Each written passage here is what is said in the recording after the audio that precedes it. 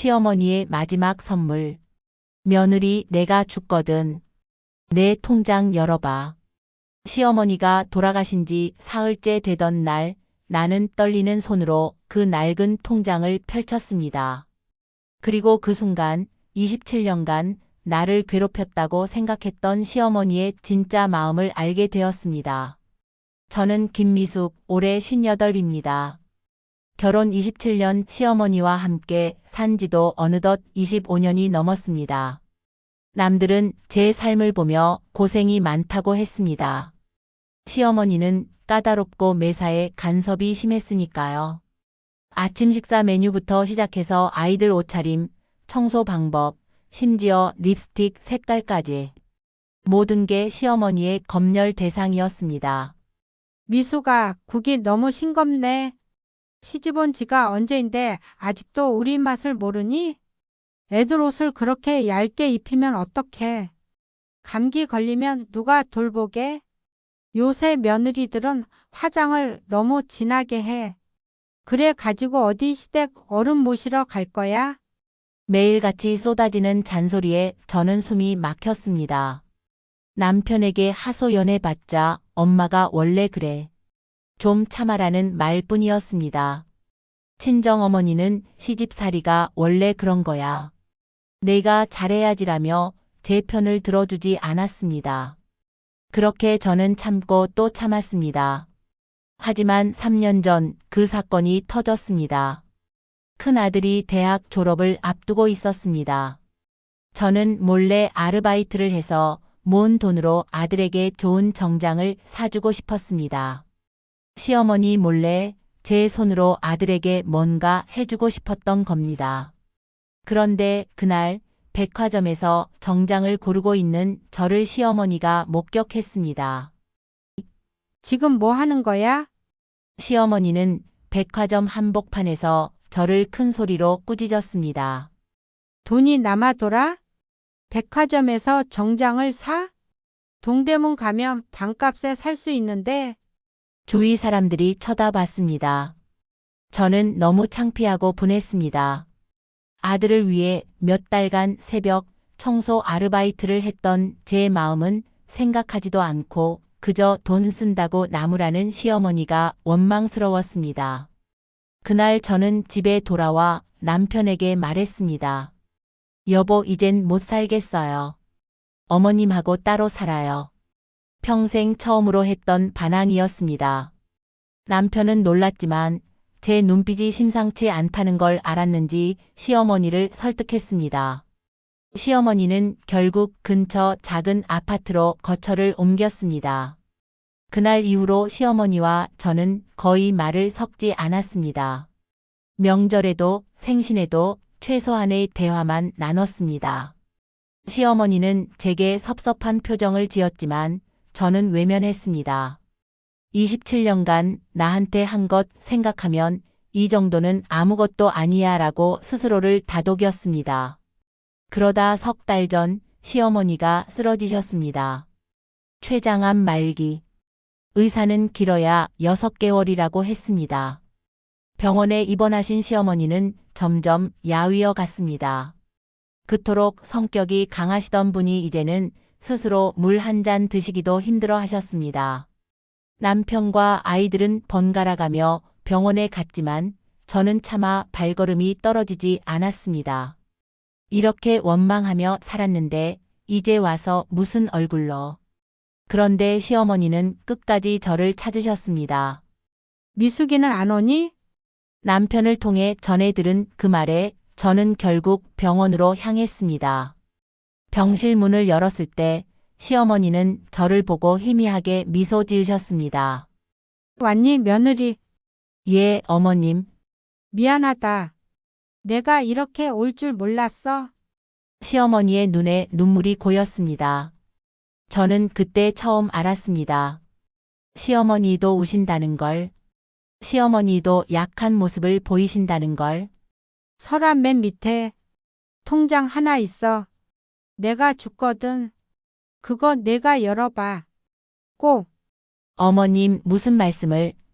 약속해. 꼭 내가 열어봐야 해. 그게 시어머니와 나눈 마지막 대화였습니다. 일주일 후 시어머니는 조용히 눈을 감으셨습니다. 장례를 치르는 동안 저는 멍했습니다. 슬픈지 후회되는지 홀가분한지 제 감정조차 알 수 없었습니다. 그저 모든 게 꿈 같았습니다. 장례를 마치고 시어머니 집을 정리하던 날, 저는 그 서랍을 열었습니다. 낡은 통장 하나가 나왔습니다. 예금주는 제 이름이었습니다. 김미숙. 손이 떨렸습니다. 언제 제 명의로 통장을 만드신 걸까? 통장을 펼치자 거래 내역이 빼곡했습니다. 1998년 3월 15일 입금 50만 원, 미숙이 첫 생일상 차린 돈. 1999년 5월 20일 입금 30만 원, 미숙이 감기약 사준 돈. 2000년 8월 3일 입금 100만 원, 미숙이 친정어머니 수술비. 2002년 2월 14일 입금 200만 원, 미숙이 백화점 정장가. 하나하나가 제 삶의 순간들이었습니다. 제가 친정어머니 수술비 때문에 고민할 때 시어머니가 그런 돈은 며느리가 낼 필요 없다며 도와주셨던 그 돈. 백화점에서 창피를 주셨던 그날 시어머니는 그 정장값의 2배를 이 통장에 넣으셨던 겁니다. 통장 마지막 장에는 쪽지가 끼워져 있었습니다. 시어머니의 떨리는 글씨였습니다. 미숙아, 엄마가 너무 미안하구나. 너한테 잘해주고 싶었는데 난 그 방법을 몰랐어. 너희 시대 며느리들한테는 잔소리가 사랑이 아니라는 걸 너무 늦게 알았구나. 난 내가 우리 집에 처음 왔을 때부터 너무 고마웠어. 우리 아들이 너 같은 사람을 만나서 얼마나 다행인지 몰라. 근데 그 고마운 마음을 어떻게 표현해야 할지 몰라서 자꾸 간섭하고 잔소리했나 봐. 이 통장은 내가 시집 온 날부터 모은 거야. 내가 힘들게 번 돈, 내가 아껴 쓴 돈, 내가 우리 가족을 위해 쓴 돈들을 내가 몰래 챙겼어. 언젠가 너한테 돌려주려고. 나중에 너도 나이 들면 알 거야. 사랑하는 사람한테 잘해주고 싶은데 방법을 몰라서 서투르기만 한 그 마음을 이 돈으로 내가 하고 싶었던 거 해. 여행도 가고 예쁜 옷도 사 입고 평생 우리 집 며느리로만 살았으니 이제는 김미숙으로 살아. 사랑한다, 우리 며느리. 그리고 미안하다. 저는 통장을 꼭 안고 펑펑 울었습니다. 통장 잔액은 8천만 원이 넘었습니다. 27년간 시어머니는 제가 쓴 돈을 조금씩 이 통장에 모으셨던 겁니다. 제가 아이들 과외비를 아끼려고 직접 가르친다고 할 때, 제가 친구들 모임을 포기하고 집안일 한다고 할 때, 제가 남편 옷 사느라 제 옷은 사지 않을 때, 그 모든 순간을 시어머니는 지켜보고 계셨던 겁니다. 시어머니의 잔소리는 사랑이었습니다. 서툰, 너무나 서툰 사랑이었습니다. 그날 이후 저는 시어머니 산소를 자주 찾아갑니다. 어머님, 저도 사랑했어요. 몰랐을 뿐이에요. 이제는 그 말을 할 수 있습니다. 요즘 저는 며느리를 조금 다르게 대합니다. 큰아들이 결혼했거든요. 며느리가 집안일을 서툴러도 아침을 간단히 차려도 그저 고맙다고 말합니다. 시어머니가 제게 하지 못하셨던 그 말을, 제가 듣고 싶었던 그 말을, 어쩌면 우리 모두는 서툰 사람들인지도 모릅니다. 사랑하는 방법을 몰라서, 표현하는 법을 배우지 못해서 상처를 주고받으며 사는. 하지만 늦었다고 생각할 때가 가장 빠른 때라고 했습니다. 지금이라도 여러분 곁에 있는 사람들에게 말해보세요.